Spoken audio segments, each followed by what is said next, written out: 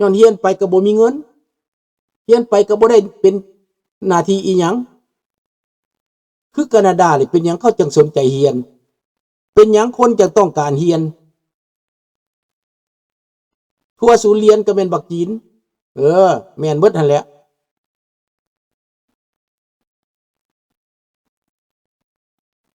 แม่นแล้วเป็นหยัง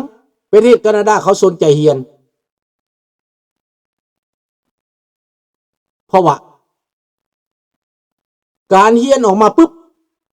ได้หน้าที่เวียกงานโลดบริษัทไปเลือกเอาโรงเรียนโลดนะ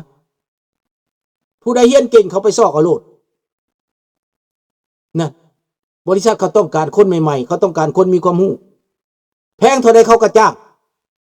างแพงจ่ายปี100,000 200,000เขาจ่ายให้เจ้ามาเฮ็ดเวียกให้เขาให้บริษัทเขามีความก้าวหน้านี่มันเป็นแบบนี้แคนาดาเขาจึงต้องการเฮียนแม่นบ่20 ตัน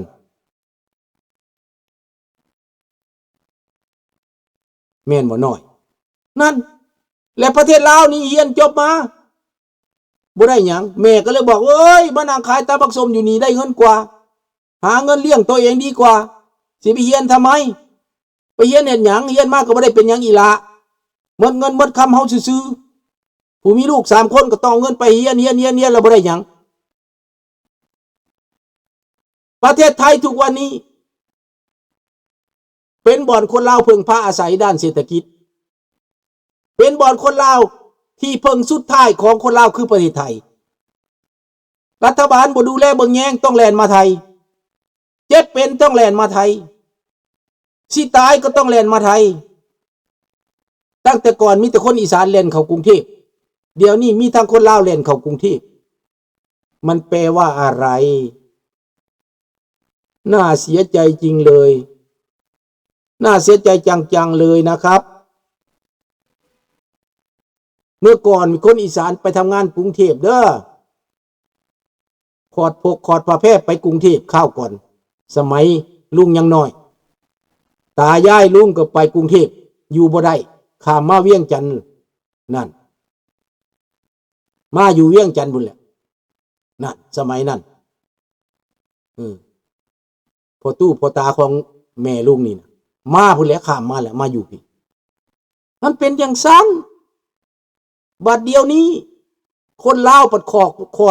อดกระเป๋าไปกรุงเทพไปหยังก็ไปเฮ็ดงานก่อสร้างไปหยังไปรับจ้างในร้านอาหารไปหยังไปเป็นนั่งทุกอันทุกอย่างให้แล้ววะอยู่ในบ่อนคาราโอเกะไปเสิร์ฟบางเทื่อก็กลายเป็นบัมเลอร์ทุกอันทุกแนวโอ้ยสมเพศเวทนาเด้สมเพศเวทนาคนลูกคนหลานรุ่นลูกรุ่นหลานผู้เกิดใหม่ใหญ่รุ่นนี่นะบางคนก็ไปขายโตอยู่พัทยาลุงไปเห็นคิดว่าโอ้สาวงามๆนี่มาแต่ไสน้อเบิ่งคักๆแล้วถามไปถามมาแล้วมาจากประเทศลาวน้องก็มาจากเวียงจันทน์พุ่นแหละว่าซั่นอ้าวเจ้ามาเฮ็ดหยังอยู่นี้น้องก็มาหาเงินพ่อแม่ทุกข์ยากเด้นะโอ้เว้าแล้วก็น่าเห็นใจ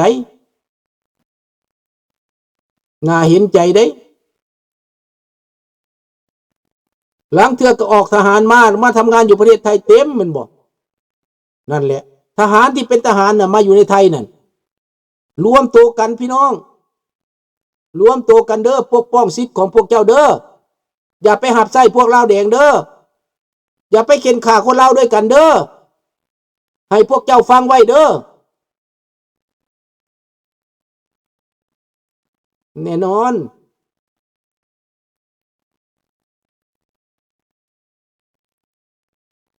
กะลีลาวอยู่พัทยามีหลายแม่นบ่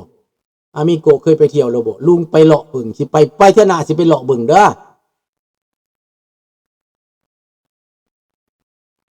ครับขอบคุณมากครับก็ขออำลาพาจากแค่นี้เนาะราตรีสวัสดิ์ทุกคนทุกท่านจงมีสวัสดิภาพทุกคนมีสุขภาพเข้มแข็งอยู่ดีมีแรงเด้ออำลาพาจากบ๊ายบายราตรีสวัสดิ์ Good night